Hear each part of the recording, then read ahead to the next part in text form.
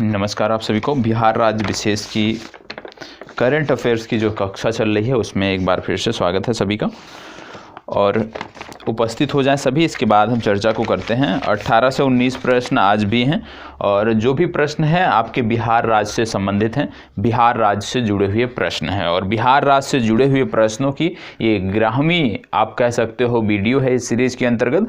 और कहीं ना कहीं यदि हम देखें तो आप कह सकते हो 2/3 करंट अफेयर्स का जो पाठ्यक्रम है वो हमने अच्छे से कवर किया है। लेकिन ये अभी कारवां रुकेगा नहीं, ये इसी तरह से ये चलता रहेगा, तब तक चलेगा जब तक आपकी प्रारंभिक परीक्षा नहीं हो जाती। और प्रारंभिक परीक्षा समाप्त होने के बाद फिर इस समय का जो 11 बजे का समय है, इसको कैसे हम बेहतर उपयोग कर सकते हैं उस संदर्भ में भी बात करेंगे कि करंट अफेयर्स का ही सेशन आपके लिए रेगुलर चलाया जाए या इस समय पर कुछ और कक्षाएं रखी जाएं, उसके बारे में भी हम बात करेंगे। तो आज के जो प्रश्न है ध्यान से पढ़ना है। हो सकता है 101 से 2 प्रश्न ऐसे भी हों जो रिपीट हो, मतलब पूर्व की कक्षाओं में हो सकता है इनकी चर्चा हो, लेकिन प्रश्न पूछे जाने का तरीका निश्चित रूप से आपको नया देखने को मिलेगा। इसके साथ साथ भूगोल की, जो मैंने बोला था, भूगोल की भी एक कक्षा आपको या तो आज मिल जाएगी या तो कल सुबह मिल जाएगी। और इस कक्षा के बाद इस भूगोल की जो विगत वर्षों की सीरीज मिल रही है, इसके बाद जो भी आपकी सीरीज विगत वर्षों के अंतर्गत जो भी आपको सीरीज देखने को मिलेगी, निश्चित रूप से उसकी जो गुणवत्ता होगी वो और भी बेहतर होगी। तो वहां से अब आपको और सीरियस अपनी परीक्षाओं के लिए हो जाना है। चलिए अब एक एक करके शुरुआत करते हैं। जो हमारे रेगुलर छात्र हैं वो उपस्थित हो चुके हैं। चलें, पहला प्रश्न आपके सामने। प्रश्न क्या बोला जा रहा है? हाल ही में चर्चा में रहा ई संबंधन पोर्टल का संबंध किससे है? ई संबंधन एक पोर्टल है, ये बिहार राज्य सरकार का पोर्टल है, ई संबंधन पोर्टल। इसको हाल ही में बनाया गया है। तो आपसे पूछा जा रहा है कि ये जो ई संबंधन, इसमें थोड़ी सी त्रुटि क्या है, ये डॉट नहीं होना चाहिए था, इस तरह से लिखते हैं हम ई संबंधन, ठीक है। तो ई संबंधन नामक ये जो पोर्टल है, इसका उद्देश्य क्या है, किस क्षेत्र से जुड़ा है, ये आपको बताना है। चले बताएं। आपके सामने 4 विकल्प दिए हुए हैं: कृषि क्षेत्र, व्यापार क्षेत्र, शिक्षा क्षेत्र, स्वास्थ्य से, या इनमें से कोई नहीं। इनमें से आपको अपने उत्तर का चुनाव करना है। बताएं, ई संबंधन पोर्टल का संबंध किससे है, ये आपको बताना है। चलें, ई संबंधन पोर्टल का संबंध किससे है ये आपको बताना है, ध्यान से पढ़ना है, इसके बाद आपको जवाब देना है। चलें, उम्मीद करता हूं सबके जवाब आ गए होंगे। जिनको नहीं पता है निश्चित रूप से आपको पता होना चाहिए, ठीक है। यहां पे बात हो रही है ई संबंधन पोर्टल का। तो आपको बता दें, ई संबंधन पोर्टल बिहार राज्य सरकार ने जो निजी कॉलेज होते हैं, जैसे हाई स्कूल के कोई मान्यता ले रहा है या इंटरमीडिएट की कोई मान्यता ले रहा है, नया कॉलेज खुल रहा है, तो जो निजी कॉलेज होंगे उनको अब मान्यता लेने से पहले जो विभाग होता है जहां पे अप्लाई करते हैं मान्यता के लिए, तो वहां जाने से पहले ई संबंधन पोर्टल पर अपनी डिटेल दर्ज करनी होगी। यहाँ पे कुछ मानक होंगे, उनके पूरा करना होगा। यदि यहाँ से डन हो जाता है तब आप संबंधित संस्थाओं के पास आवेदन कर सकते हैं। तो कहने का मतलब है कि ई संबंधन पोर्टल जो है ये शिक्षा क्षेत्र से जुड़ा हुआ है। सी विकल्प आपका इस प्रश्न के लिए सही उत्तर है। अब शिक्षा क्षेत्र से जुड़ा हुआ है तो आपको पता होगा शिक्षा क्षेत्र से जुड़े हुए बहुत सारे करंट अफेयर्स पिछले दिनों मैंने आपको बिहार से संदर्भित बताए थे। जैसे एक संस्थान आपको बताया था एनआईटी पटना के बारे में जिक्र हुआ था। क्यों जिक्र हुआ था एनआईटी पटना के बारे में? इसलिए जिक्र हुआ था कि भारत का पहला प्रौद्योगिकी संस्थान है जिसने हिंदी माध्यम से प्रौद्योगिकी की शिक्षा, तकनीकी की शिक्षा उपलब्ध कराने के लिए आगे आया है, और ये पहला संस्थान बन गया है। हालांकि आईआईटी बीएचयू है, बीएचयू ने भी घोषणा की थी, लेकिन बीएचयू ने अभी प्रारंभ नहीं किया है, और एनआईटी पटना में प्रारंभ हो चुका है, इसलिए जवाब होगा एनआईटी पटना। इसके साथ साथ आप जानते होंगे कि बिहार में 3 नए विश्वविद्यालय खोले जा रहे हैं। 3 नए विश्वविद्यालय खोले जा रहे हैं, और इसमें यदि हम देखें तो एक विश्वविद्यालय है तकनीकी क्षेत्र से जुड़ा हुआ, ठीक है। एक विश्वविद्यालय है जो आप कह सकते हो चिकित्सा से जुड़ा हुआ, चिकित्सा शिक्षा से जुड़ा हुआ मेडिकल कोर्सेज कराएगा, और एक तीसरा जो आपको देखने को मिल रहा है ये खेल से जुड़ा हुआ। तो बिहार में 3 नए विश्वविद्यालय भी खोले जा रहे हैं, एक तकनीकी से जुड़ा हुआ, एक कह सकते हो मेडिकल से जुड़ा हुआ, एक खेल से। दूसरे शब्दों में यदि हम बोलें इंजीनियरिंग से जुड़ा हुआ और मेडिकल से जुड़ा हुआ और खेल से जुड़ा हुआ 3 नए विश्वविद्यालय भी खोले जा रहे हैं, जिनमें से जो खेल विश्वविद्यालय बन रहा है सबसे महत्वपूर्ण है। और ये जो खेल विश्वविद्यालय बन रहा है ये राजगीर में बन रहा है, और राजगीर लगातार समसामयिक मुद्दों में चर्चा में रहता है, उसके बारे में आपको पता होगा। तो ये कहां पे बन रहा है? राजगीर में बन रहा है। क्या बन रहा है? स्पोर्ट यूनिवर्सिटी बन रही है, खेल विश्वविद्यालय बन रहा है। जब बात आती है खेल विश्वविद्यालय की तो आपको बताना है कि जब खेल विश्वविद्यालय हम कहीं पर भी लिखते हैं खेल विश्वविद्यालय, तो आपके आज की तिथि में यदि खेल विश्वविद्यालय आप लिखते हो तो सबसे पहले आपको 2 यूनिवर्सिटी और याद आना चाहिए। सबसे पहली बात, एक तो उत्तर प्रदेश में बन रही है मेजर ध्यानचंद्र के नाम पे, मेजर ध्यानचंद्र स्पोर्ट विश्वविद्यालय, ठीक है। अब ये कहाँ पे बन रहा है? मेजर ध्यानचंद्र स्पोर्ट यूनिवर्सिटी कहाँ पे बन रही है? मैंने बताया उत्तर प्रदेश में बन रही है। उत्तर प्रदेश के किस शहर में बन रही है ये आप कमेंट बॉक्स में बताओगे, क्योंकि इसके बारे में मैंने आपको बताया है, ठीक है। तो एक ये हो गया मेजर ध्यानचंद्र स्पोर्ट यूनिवर्सिटी। एक दूसरी यूनिवर्सिटी भी बन रही है स्पोर्ट यूनिवर्सिटी, जो बन रही है पटियाला में, और पटियाला वाले यूनिवर्सिटी का भी नाम मैंने आपको करंट अफेयर्स के दौरान बताया है, इसका भी नाम आपको पता होना चाहिए। इसका नाम है महाराजा भूपेंद्र सिंह खेल विश्वविद्यालय। क्या नाम है? महाराजा भूपेंद्र सिंह खेल विश्वविद्यालय। इसके बारे में भी आपको पता होना चाहिए। तो महाराजा भूपेंद्र सिंह खेल विश्वविद्यालय भी आपको पता होना चाहिए, ठीक है। चले आगे बढ़ते हैं। तो ये हो गया महाराजा भूपेंद्र सिंह खेल विश्वविद्यालय, आपको पटियाला में देखने को मिलेगा, इसको भी आप नोट कर लीजिएगा। इसके साथ साथ आप जब बात कर रहे हो विश्वविद्यालयों की तो आपको पता होगा इससे पहले इन तीनों की यदि हम बात ना करें तो इससे पहले बिहार में 4 विश्वविद्यालय हुआ करते थे जो केंद्रीय विश्वविद्यालय का जिनको दर्जा प्राप्त था। और ये 4 केंद्रीय विश्वविद्यालय जो बिहार के थे, एक पटना में स्थित था, एक मोतिहारी में स्थित था, एक गया में स्थित था और एक समस्तीपुर में स्थित था। साथ ही साथ बिहार में एकमात्र अंतर्राष्ट्रीय विश्वविद्यालय भी है, और इसके बारे में आपको बताया भी गया था कि नालंदा अंतर्राष्ट्रीय विश्वविद्यालय, और ये आपको राजगीर में देखने को मिलता है। तो इस प्रकार से एक प्रश्न से बहुत सारे फैक्ट हमने देखे हैं, इसको बताएं। हाल ही में बिहार की महिला वंदना कुमारी को पंडित दीनदयाल उपाध्याय अंत्योदय कृषि पुरस्कार दिया गया है। इनका संबंध किस जिले से है? महिला वंदना कुमारी का संबंध किस जिले से है आपको बताना है, बताएं। इनको कौन सा पुरस्कार मिला है? इनको मिला है पंडित दीनदयाल उपाध्याय अंत्योदय कृषि पुरस्कार मिला है वर्ष 2020, ये भी याद रखिएगा, ठीक है। तो आपको बताना है कि इनका संबंध किस जिले से है, बताएं। इनका संबंध जो है यदि हम बात करें तो कटोरिया ब्लॉक पड़ता है। यदि आप में से कोई यहां से होगा तो निश्चित रूप से जवाब पता चल गया होगा।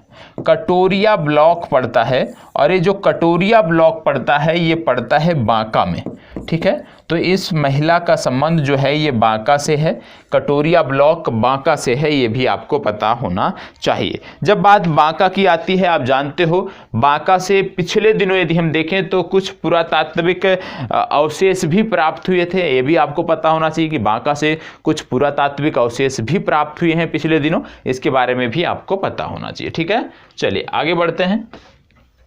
प्रश्न संख्या 3। प्रश्न संख्या 3 क्या कह रहा है, आपके लिए महत्वपूर्ण है। कह रहा है ईस्ट सेंट्रल रेलवे ने अपने जोन के 10 रेलवे स्टेशनों को विश्व स्तरीय बनाने की बात की है।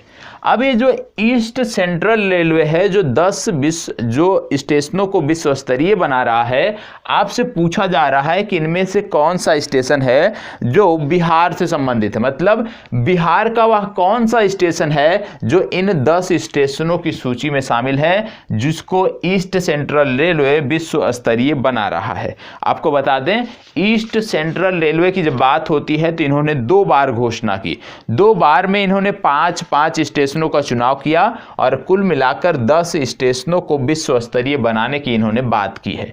अब ये 10 स्टेशनों में से बिहार के कितने हैं, कौन कौन से हैं, ये आपको पता होना चाहिए। इसी के संदर्भ में आपसे बात हो रही है, बताएं इनमें से कौन सा है।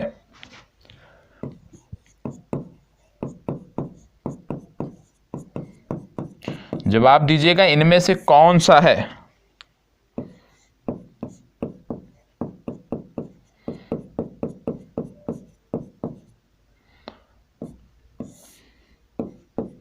बताएं। देखो 10 स्टेशनों की बात किया था ईस्ट सेंट्रल रेलवे ने, और इन 10 स्टेशनों में यदि हम बात करें, सीतामढ़ी भी शामिल है, बरौनी भी शामिल है, दरभंगा भी शामिल है, बेगूसराय भी शामिल है। कहने का मतलब इसका जवाब इस प्रश्न का तो हो गया ई विकल्प, लेकिन आपको नोट क्या करना है, सीतामढ़ी, बरौनी, दरभंगा, बेगूसराय, मुजफ्फरपुर, राजेंद्र नगर टर्मिनल और गया, ये आपको याद रखने हैं। कितने हो गए आपके, टोटल हो गए 7 स्टेशन। कहने का मतलब है ईस्ट सेंट्रल रेलवे ने जिन 10 स्टेशनों का चुनाव किया है विश्व स्तरीय बनाने के लिए, उनमें से 7 आपके बिहार से संदर्भित हैं, और ये सातों के सातों आपको पता होना चाहिए। इसके अतिरिक्त यदि हम देखें तो एक झारखंड से है, एक उत्तर प्रदेश से भी देखने को मिलता है, लेकिन यहां पर हम बात कर रहे हैं बिहार राज्य विशेष की, तो बिहार से संदर्भित हम जानकारी देखेंगे। दूसरा आपको बता दें, बिहार में एक एक्सप्रेस शुरू हुई है जिसका नाम है तरकारी एक्सप्रेस। इसके बारे में जिसको ना पता हो बताइएगा। तरकारी, क्योंकि रेलवे की बात कर रहे हैं तो इसकी भी बात कर लेते हैं। अब बहुत सारे लोग सोच रहे होंगे नाम से तरकारी एक्सप्रेस मतलब कि ये कहीं ना कहीं रेलवे से जुड़ी हुई कोई ट्रेन है। नहीं, ये ट्रेन नहीं है, बल्कि ये ई रिक्शा हैं, ठीक है। और ये जो ई रिक्शा हैं, इनको जो आप कह सकते हो उपयोग किया जा रहा है, वो जो सब्जियां होती हैं जो बहुत ही कम समय में खराब हो जाती हैं, ऐसी सब्जियों को जल्द से जल्द मार्केट तक उपलब्धता सुनिश्चित कराना, जल्द से जल्द मार्केट तक उनका परिवहन करना इन ई रिक्शाज का काम है, और इन ई रिक्शाज को नाम रखा गया है तरकारी एक्सप्रेस। तो इसको भी आपको याद रखना है बिहार के संदर्भ में। दूसरी बात आपको बता दें कि बिहार में पिछले दिनों एक एक्सप्रेस चली थी जिसका नाम था कवि गुरु एक्सप्रेस। मैंने बताया भी है इसको, कवि गुरु एक्सप्रेस। कवि गुरु एक्सप्रेस क्यों चर्चा में थी, क्योंकि कवि गुरु एक्सप्रेस जो है ये मंदार हिल्स से दुमका खंड तक चलने वाली बिहार की पहली इलेक्ट्रिक रेल है, यह भी आपको पता होना चाहिए। तो कवि गुरु एक्सप्रेस का नाम भी आपको याद रखना है, ठीक है। चलिए आगे बढ़ते हैं और अगला प्रश्न, हाल ही में बिहार के किस स्थान पर बायोमेडिकल वेस्ट को निस्तारित करने के लिए प्लांट लगाया गया।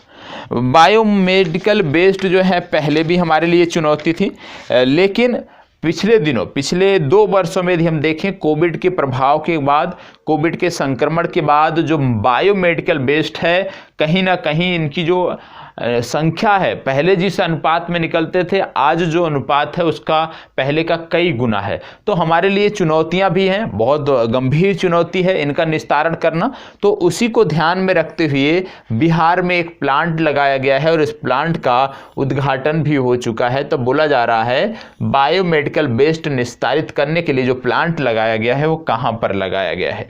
4 जिले आपके सामने हैं, बक्सर, जमुई, नवादा, समस्तीपुर। इनमें से कौन सा सही है ये आपको बताना है, बताएं इनमें से कौन सा सही है। बक्सर, जमुई, नवादा, समस्तीपुर, ये आपको बताना है। चलिए बताएं इन चारों में से कौन सा सही है ये आपको बताना है। देखो आपको बता दें ये लगाया जा रहा है बक्सर में, तो ए विकल्प आपका सही उत्तर होगा, ठीक है। चल आगे बढ़ते हैं।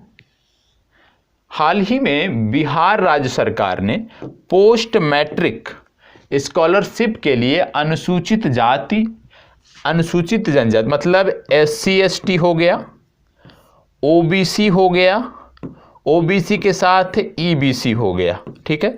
इन 4 कैटेगरियों के लिए SC ST, OBC और EBC, ठीक है, अब क्या बोला जा रहा है, इनके लिए यदि इनका कोई इस कैटेगरी का कोई छात्र होगा और यदि वह पोस्ट मैट्रिक स्कॉलरशिप के लिए आवेदन करता है तो उसके परिवार की जो आय है वो मैक्सिमम कितनी होनी चाहिए, मतलब उससे ज़्यादा नहीं होनी चाहिए।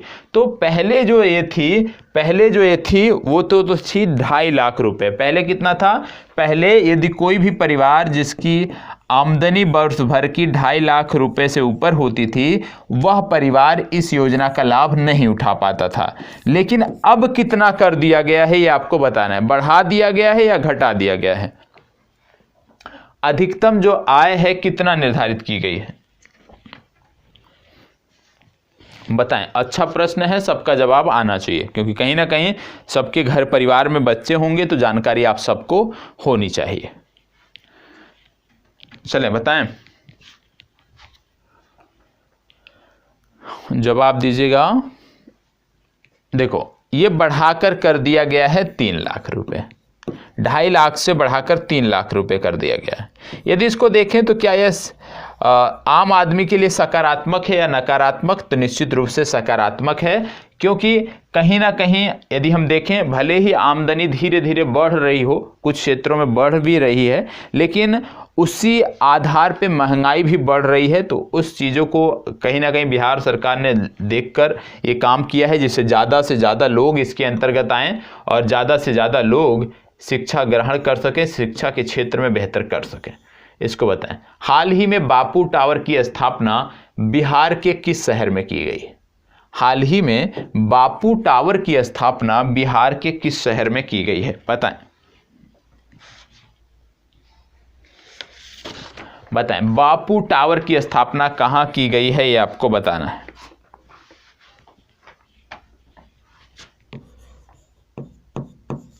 चलो बताएं कहां पर की गई है, आपको जवाब देना है। मैं क्या लिख रहा हूं ये आपको नहीं देखने, ठीक है। अभी आप जवाब दीजिए।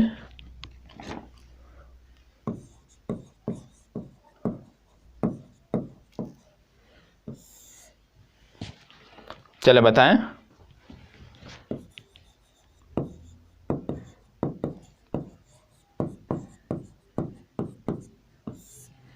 चलें, यहां पे क्या बोला गया है, बापू टावर की स्थापना कहां पर की गई है।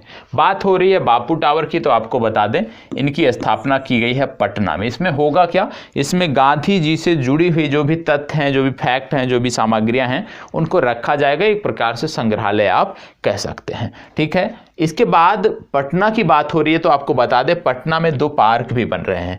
एक का नाम है मैकडॉवेल गोलंबर पार्क, दूसरा है मेडिसिनल पार्क। ये दोनों आपको पता होना चाहिए पटना में बन रहे हैं। दूसरा, पिछले दिनों मैंने आपको बताया था कि बेंगलुरु का एक फाउंडेशन है जिसको बोलते हैं अक्षय पात्र फाउंडेशन। अक्षय पात्र फाउंडेशन, ठीक है। अक्षय पात्र फाउंडेशन मैंने आपको बताया था पिछले दिनों। तो ये जो अक्षय पात्र फाउंडेशन है, इसने मिड डे मील, पटना के जो भी स्कूल हैं, जो भी सरकारी स्कूल हैं जहाँ पे मिड डे मील बनता था, पटना जिले के अंतर्गत जहाँ भी मिड डे मील बनता था उसकी जिम्मेदारी अब लिया है अक्षय पात्र फाउंडेशन ने।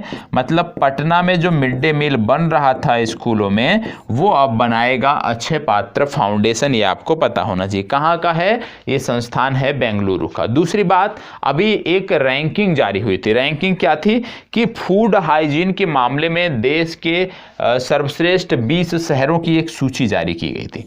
फूड हाइजीन के मामले में देश के सर्वश्रेष्ठ 20 शहरों की एक सूची जारी की गई थी। और आपको बता दें इन सूची में यदि हम देखें तो पटना भी विद्यमान रहा है, ये भी आपको पता होना चाहिए, ठीक है। टॉप 20 की सूची में पटना को भी जगह मिली है। मतलब पटना जो है हाइजीन के मामले में, फूड हाइजीन के मामले में बेहतर कर रहा है। हाल ही में किसे चीफ ऑफ डिफेंस स्टाफ प्रशस्ति सम्मान दिया गया? हाल ही में किसे चीफ ऑफ डिफेंस स्टाफ प्रशस्ति जो है सम्मान दिया गया, ये आपको बताना है। और पिछले दिनों मैंने कुछ और सम्मान बताए थे, कुछ और अन्य लोगों के बारे में बताया था। जैसे मैंने आपको पिछले दिनों, आप इसका जवाब दीजिए। पिछले दिनों मैंने ये भी बताया था डॉक्टर राम जन्म मिश्र शायद आपको याद हो, याद है तो बहुत खुशी की बात होगी। दूसरा मैंने एक और नाम बताया था पुरस्कारों से संबंधित, रवि भूषण पांडे। रवि भूषण पांडे, ये मैंने पिछले दिनों आपको बताया था, इनके बारे में भी अभी बात करेंगे, लेकिन सबसे पहले इस प्रश्न के लिए यहाँ पे बात हो रही है चीफ ऑफ डिफेंस स्टाफ प्रशस्ति सम्मान, तो ये मिला है जितेंद्र कुमार को। ए विकल्प आपका सही उत्तर है। ठीक है, पिछले दिनों हमने बताया था रवि भूषण पांडे के बारे में, तो क्या किसी को पता है रवि भूषण पांडे को कौन सा पुरस्कार मिला है? रवि भूषण पांडे को कौन सा पुरस्कार मिला है? मैंने आपको बताया था चेतन चौहान स्मृति सम्मान। क्या बताया था? चेतन चौहान स्मृति सम्मान, और चेतन चौहान स्मृति सम्मान से रवि भूषण पांडे को सम्मानित किया गया था, ये आपको पता होना चाहिए। इसके पहले आप देख रहे होंगे राम जन्म मिश्र। राम जन्म मिश्र की बात करें तो ईश्वरी प्रसाद जो है साहित्य सम्मान दिया जाता है, ईश्वरी प्रसाद साहित्य स्मृति सम्मान। तो ईश्वरी प्रसाद साहित्य स्मृति सम्मान से सम्मानित किया गया है डॉक्टर राम जन्म मिश्र को, इसको भी आपको याद रखना है। इसके अतिरिक्त भी कई सारे पुरस्कार बताए थे, यदि आपको याद हो तो यहीं पे कमेंट बॉक्स में अवश्य मेंशन करिएगा। हाल ही में नीति आयोग ने सतत विकास लक्ष्य शहरी में बेहतर प्रदर्शन करने वाले शहरों की सूची जारी की है। इनमें से टॉप 50 में बिहार का कौन सा शहर शामिल रहा? ध्यान दीजिएगा, अच्छा प्रश्न है। क्या बोला जा रहा है? नीति आयोग ने सतत विकास लक्ष्य शहरी में बेहतर प्रदर्शन करने वाले शहरों की सूची जारी की है, तो टॉप 50 में क्या कोई बिहार का है? यदि बिहार का है तो वो कौन सा है, ये आपको बताना है। चले, बात हो रही है सतत विकास लक्ष्य, आपने पढ़ा होगा सतत विकास लक्ष्य, सस्टेनेबल डेवलपमेंट गोल, SDG इसको बोलते हैं। और आप जानते हो 17 सतत विकास लक्ष्य निश्चित किए गए, चिन्हित किए गए थे, और इन 17 सतत विकास लक्ष्यों को वर्ष 2030 तक हमें प्राप्त करना था, अचीव करना था, यह भी आपको पता होना चाहिए। तो आप बताएं कि नीति आयोग ने सतत विकास लक्ष्य शहरी में बेहतर प्रदर्शन करने वाले शहरों की सूची जारी की है, इनमें से टॉप 50 में कौन सा शहर शामिल रहा? पटना, गया, राजगीर, भागलपुर, कौन सा शामिल रहा, ये आपको बताना है। चले, कौन सा इनमें से शामिल रहा?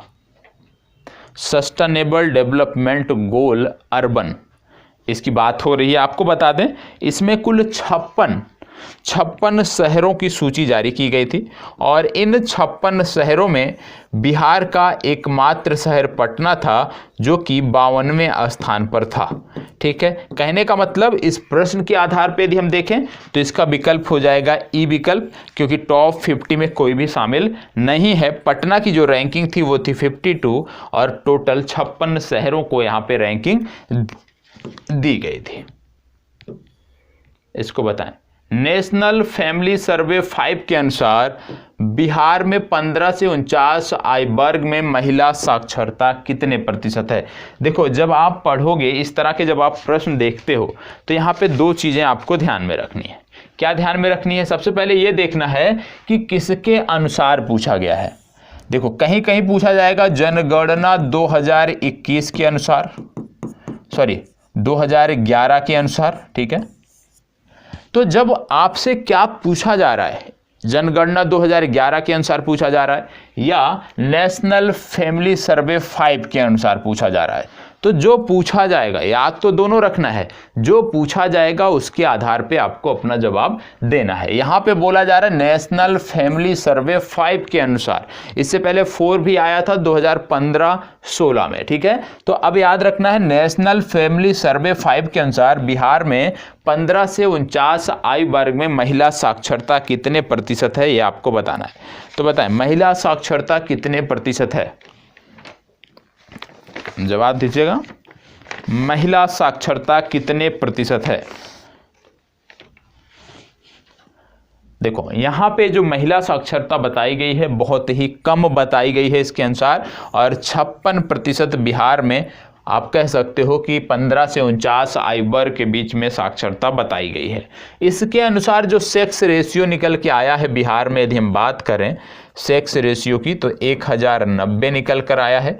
और 1090 जो सेक्स रेशियो है इसमें भी शहरी और ग्रामीण में बहुत अंतर है। जहां पे शहरी में है 982, वहीं ग्रामीण में है 1111। तो ये भी आपको पता होना चाहिए, सेक्स रेशियो भी नेशनल फैमिली सर्वे के अनुसार।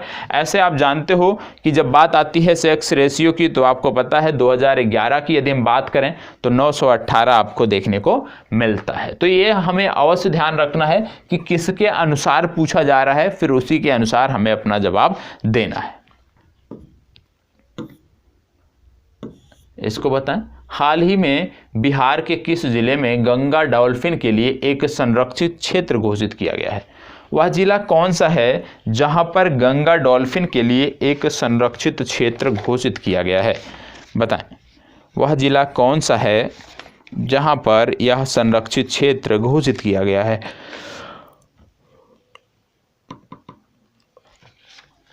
चलिए बताएं। आपको बता दें, बिहार राज्य सरकार ने यह भी घोषणा की है कि अब इस संरक्षित क्षेत्र में गंगा डॉल्फिन को बचाने के लिए एक अलग से टास्क फोर्स भी बनाई जाएगी, जिसका काम भी यही होगा कि वह इनको संरक्षित रखे, इनके शिकार पर प्रतिबंध लगाए और नियमों का पालन कराए। बताएं, ये जो संरक्षित क्षेत्र बन रहा है ये कहां पर बन रहा है? मैं आपको बता दूं हिंट कि सुल्तानगंज है, सुल्तानगंज से लेकर कहलगांव, याद रखिएगा। तो ये जो क्षेत्र बन रहा है संरक्षित क्षेत्र, ये सुल्तानगंज से कहलगांव के बीच बन रहा है। और यहाँ से सुल्तानगंज से कहलगांव तक के बीच की जो दूरी है वह है 60 किलोमीटर। मतलब इस 60 किलोमीटर की रेंज में ये संरक्षित क्षेत्र बन रहा है और यह स्थान पड़ता है भागलपुर जिले में। ठीक है, दोनों के दोनों स्थान हैं भागलपुर जिले में, इसलिए इसका सही उत्तर हो गया भागलपुर। डी विकल्प आपका सही उत्तर है। ठीक है, कहाँ बन रहा है? सुल्तानगंज से कहलगांव के बीच, ये आपको पता होना चाहिए। दूसरा, बात हो रही है गंगा नदी डॉल्फिन की, तो आपको बता दें भारत सरकार ने अपना राष्ट्रीय जलीय जीव, इसको भी नोट कर लीजिएगा, भारत सरकार ने अपना राष्ट्रीय जलीय जीव भी इसे ही घोषित किया है। और आपको बता दें वर्ष 2009 में इसको जलीय जीव घोषित किया गया था, 5 अक्टूबर की तिथि थी, इसको भी आपको याद रखना है। इसके अतिरिक्त आपको पता होगा विक्रमशिला गंगेटिक डॉल्फिन सेंचुरी एकमात्र भारत की सेंचुरी है जो यहाँ पे आपको देखने को मिलती है। और हालांकि अब उत्तर प्रदेश में भी डॉल्फिन रिजर्व बनाए जाने की बात हो रही है, बनाया जाने के लिए कार्य चल रहा है, तो उसको भी हम आगे देखेंगे। पराली प्रबंधन के लिए किस मॉडल को संपूर्ण बिहार में लागू करने की बात की जा रही है? बताएं, पराली प्रबंधन का वो कौन सा मॉडल है जिसको संपूर्ण बिहार में लागू करने की बात की जा रही है? आपको बता दें अभी इस जिले ने अपनी 49वीं वर्षगांठ मनाई है। 49वीं वर्षगांठ अभी पिछले माह मनाई गई थी, ये भी आपको पता होना चाहिए। ठीक है, तो कहने का मतलब है 45 से 50 दिन पहले इसने अपनी दूसरी वर्षगांठ मनाई है। और बिहार का बटरफ्लाई पार्क, जो पहला बटरफ्लाई पार्क है वो यहीं पर बन रहा है। तो बिहार का पहला बटरफ्लाई पार्क कहाँ पर बन रहा है, यदि आपको पता है तो आप जवाब दे सकते हैं। या किस जिले की अभी 49वीं जयंती मनाई गई, 49वीं वर्षगांठ मनाई गई, ये आपको बताना है। बताएं, पराली प्रबंधन के लिए किस मॉडल को संपूर्ण बिहार में लागू करने की बात की जा रही है? ये मॉडल है रोहतास मॉडल। ठीक है, और रोहतास मॉडल डी विकल्प सही उत्तर है। याद रखिएगा रोहतास ने अभी हाल ही में 49वीं वर्षगांठ मनाई है और बटरफ्लाई पार्क जो है वो भी रोहतास में बन रहा है। पिछले दिनों मंजूषा चित्रकला को जीआई टैग दिया गया था, यह किस क्षेत्र से संबंधित है? मंजूषा चित्रकला को जीआई टैग दिया गया था, यह किस क्षेत्र से संबंधित है आपको बताना है। बताएं, मंजूषा चित्रकला को जीआई टैग दिया गया, ये कहां से संबंधित है? देखो, जब जीआई टैग की बात आती है तो भागलपुर का रेशम हो गया, जरदालू आम हो गया, जरदालू आम हो गया, मगही पान हो गया, कतरनी चावल हो गया। ठीक है, इसके साथ साथ और इसमें क्या हो सकता है, लीची हो गया, ठीक है, खुरमा को दिए जाने की बात हो रही है, कई सारी चीज़ें हैं बिहार से संदर्भित। लेकिन आपको बताना है मंजूषा चित्रकला कहाँ से संबंधित है, बताएं मंजूषा चित्रकला कहाँ से संबंधित है। और आपको बता दें जिस क्षेत्र से मंजूषा चित्रकला संबंधित है उस क्षेत्र में 3 अन्य आप कह सकते हो वस्तुओं को जीआई टैग मिल चुका है। मंजूषा चित्रकला की जब बात करते हैं तो इसका सही जवाब आता है भागलपुर का क्षेत्र, और यहाँ पे दिया नहीं हुआ है, मतलब ई विकल्प आपका सही उत्तर है। यहाँ पे आपको बता दें रेशम हो गया, ठीक है, भागलपुर का रेशम, इसको जीआई टैग मिला है। जर्दालू आम हो गया और कतरनी चावल हो गया। इन सब को यदि हम बात करें तो एक ही क्षेत्र से हैं, यह भी आपको पता होना चाहिए, ठीक है। तो इसको भी आपको नोट कर लेना है कि भागलपुर से यदि हम बात करें तो जर्दालू आम, कतरनी चावल, रेशम हो गया और मंजूषा चित्रकला को जीआई टैग मिला है। बिहार में किस शहर में केंद्रीय विश्वविद्यालय देखने को मिलता है, आपको मैंने बता दिया था। 4 क्षेत्र हैं जहां पे विश्वविद्यालय देखने को मिलता है, चारों के चारों दिए हुए हैं। पहले भी मैंने अभी प्रश्न संख्या 2 में इसकी चर्चा की थी। यहां पे देखें, निम्नलिखित में से लोकसभा की कौन सी सीट अनुसूचित जाति के लिए आरक्षित है। इनमें से लोकसभा की वो सीट कौन सी है जो अनुसूचित जाति के लिए आरक्षित है, आपको बताना है।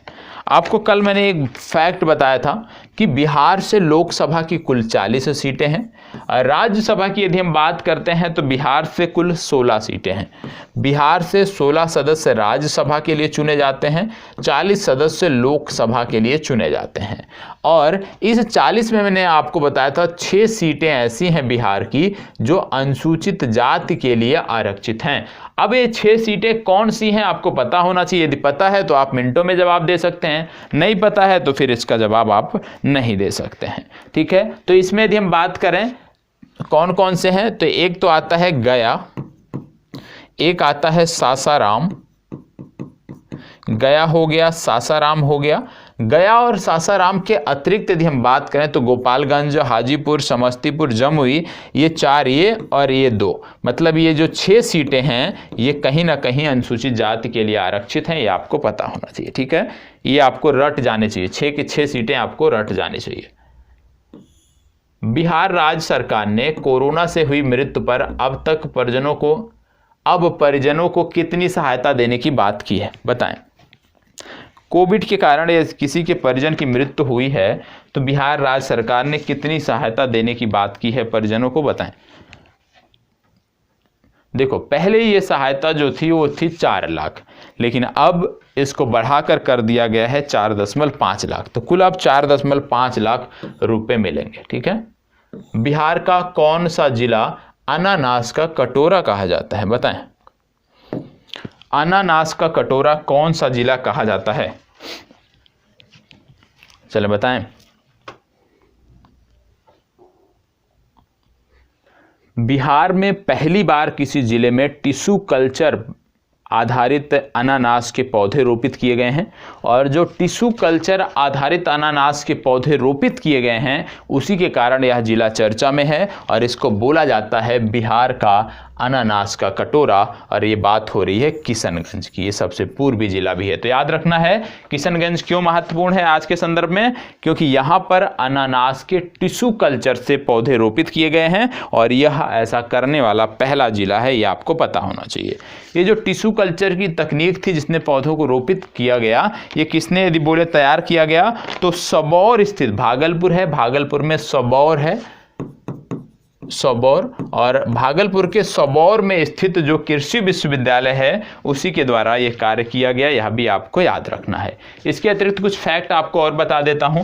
एक नेशनल हाईवे आपको याद रखना है, यह है NH-139W। NH-139W यदि हम बात करें कहां से कहां का जोड़ता है तो पटना को जोड़ता है बेतिया से, ठीक है। तो याद रखिएगा पटना को बेतिया से जोड़ने वाला जो हाईवे है उसको बोलते हैं नेशनल हाईवे 139W, और इसकी जो लंबाई है ये कम से कम जो यहाँ तक की यात्रा है उसको 2 घंटे कम कर देगा, ये आपको पता होना चाहिए, ठीक है। इसके साथ साथ यदि हम बात करें तो आप जानते हो 6वां अंतर्राष्ट्रीय धम्म सम्मेलन, इसका भी आयोजन राजगीर में किया गया था। 6वां अंतर्राष्ट्रीय धम्म सम्मेलन, इसका भी आयोजन हाल ही में राजगीर में किया गया था, यह भी आपको याद रखना है। साथ ही साथ जब बात करते हैं राजगीर की तो आपको याद आना चाहिए नालंदा विश्वविद्यालय। और नालंदा विश्वविद्यालय की जब हम बात करते हैं तो यहाँ पे हमें पता होना चाहिए कि इसका निर्माण जो है वो गुप्त वंश के एक राजा ने कराया था, और गुप्त वंश के जो सम्राट थे इनका नाम था कुमार गुप्त। ठीक है, ये आपको याद होना चाहिए। दूसरी बात, यदि आपसे पूछ लिया जाए कि इसको नष्ट किसने किया, तो इसको नष्ट किया था बख्तियार खिलजी ने। किसने किया था? बख्तियार खिलजी ने इसको नष्ट किया था, यह भी आपको पता होना चाहिए। ठीक है, चलिए आगे बढ़ते हैं।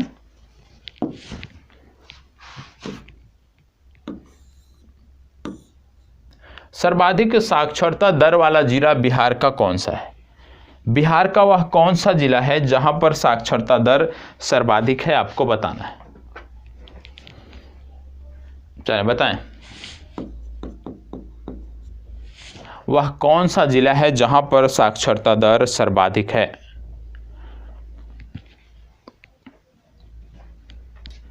जहां पर सर्वाधिक साक्षरता दर है वो है 73.37%, और 73.37% ये जो साक्षरता है ये आपको देखने को मिलता है रोहतास में। कहां पर? रोहतास में। तो बिहार का सर्वाधिक साक्षरता वाला जिला जो है वह है रोहतास। यदि आपसे पूछ लिया जाए न्यूनतम साक्षरता वाला जिला, तो न्यूनतम साक्षरता यहाँ पे है 51.08, और ये न्यूनतम साक्षरता वाला जो जिला है वो है पूर्णिया, यह भी आपको पता होना चाहिए। ठीक है, चलिए आगे बढ़ते हैं।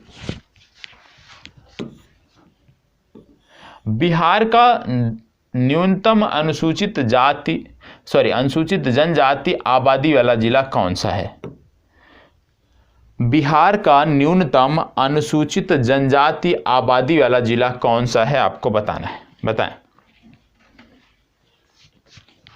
बिहार का न्यूनतम अनुसूचित जनजाति आबादी वाला जिला कौन सा है? बताएं, क्या बोला जा रहा है? अनुसूचित जनजाति आबादी न्यूनतम रखने वाला जिला कौन सा है, तो आपको बताना है इनमें से कौन सा सही है।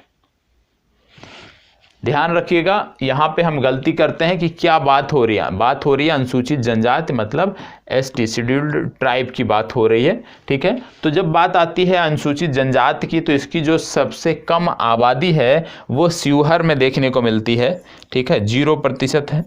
दूसरी बात, सबसे ज़्यादा कहाँ पे देखने को मिलती है, तो सबसे ज़्यादा कटिहार में देखने को मिलती है, यह भी याद रखना है। तो सबसे कम शिवहर में, सबसे ज़्यादा कटिहार में। यदि बात यहीं पर हो जाए एससी की, कि अनुसूचित जाति की सबसे ज़्यादा आबादी कहाँ पर पाई जाती है, किस जिले में, तो अनुसूचित जाति की सर्वाधिक आबादी जो है वो गया में देखने को मिलती है। यदि आपसे पूछ लिया जाए कि अनुसूचित जाति की न्यूनतम आबादी कहाँ पे देखने को मिलती है, तो याद रखना है किशनगंज में देखने को मिलती है। इसको भी आपको याद रखना है। ठीक है, सबसे ज़्यादा आबादी गया, सबसे कम किशनगंज में देखने को मिलती है। चलिए आगे बढ़ते हैं।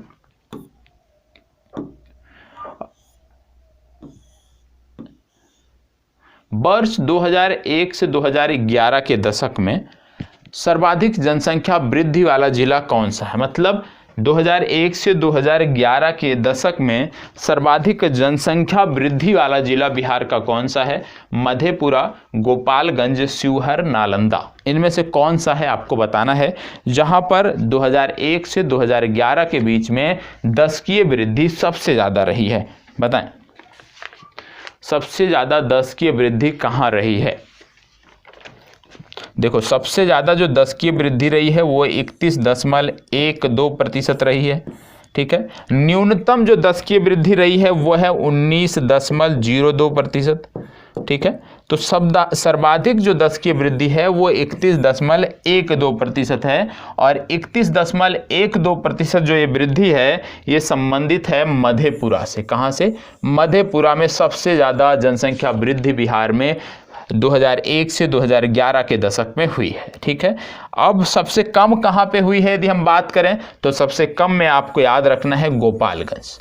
गोपालगंज में सबसे कम आप कह सकते हो 2001 से 2011 के बीच में 10 की वृद्धि सबसे कम रही है, यह आपको पता होना चाहिए। तो ये तो बात हो गई आज के जुड़े हुए फैक्ट की, ठीक है। अब जो आपकी आगे से विगत वर्षों की सीरीज प्रारंभ होने वाली है उसके संदर्भ में कुछ बातें हैं जो आपसे करनी है, ठीक है। और उसके बारे में मैं थोड़ा सा आपको बता भी देता हूँ कि क्या इसमें अब करने वाले हैं, और आपके भी जो सुझाव होंगे वो आप कमेंट बॉक्स के माध्यम से अपने सुझाव भी दे सकते हैं, ठीक है। चलिए, अब इसमें जो मुझे बताना है, जो हम बात करने वाले हैं, इसमें सबसे पहले आपको बता दें, 1 मिनट,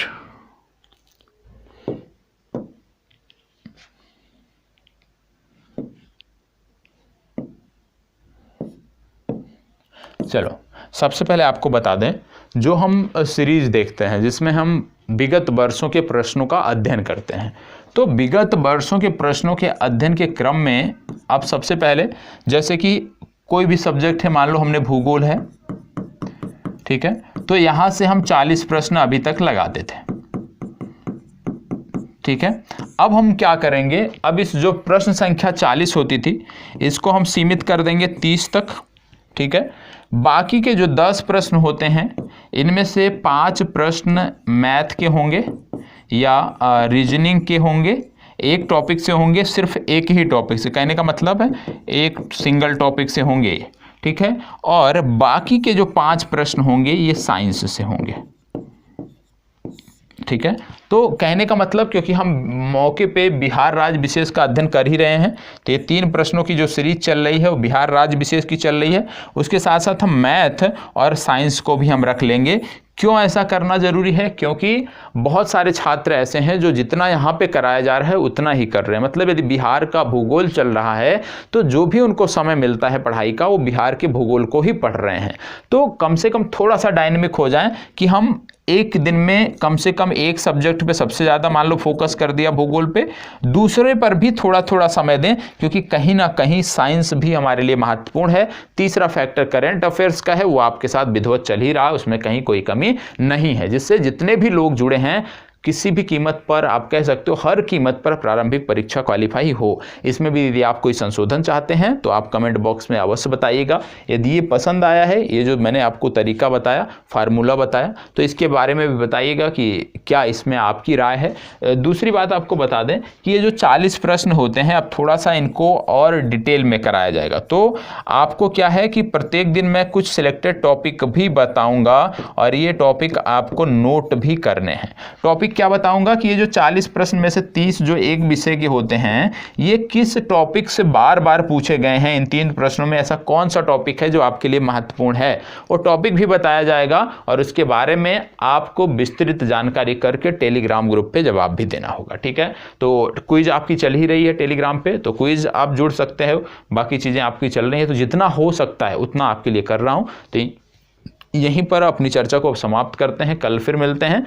और आगे से जो भी आपका इस तरह का जो सीरीज होगा, मतलब अभी जो आपको एक मिलने वाली है उसमें नहीं, उसमें कोई बदलाव नहीं, क्योंकि वो पहले से टाइप है। उसके बाद से जो आपको अब दूसरी मिलेगी प्रीवियस ईयर की सीरीज, उसमें आपको बहुत सारे बदलाव देखने को मिलेंगे और निश्चित रूप से आप पसंद भी करोगे और उससे आपको लाभ भी होगा। तो यहीं पर अपनी चर्चा को विराम देते हैं। धन्यवाद, बहुत बहुत आभार।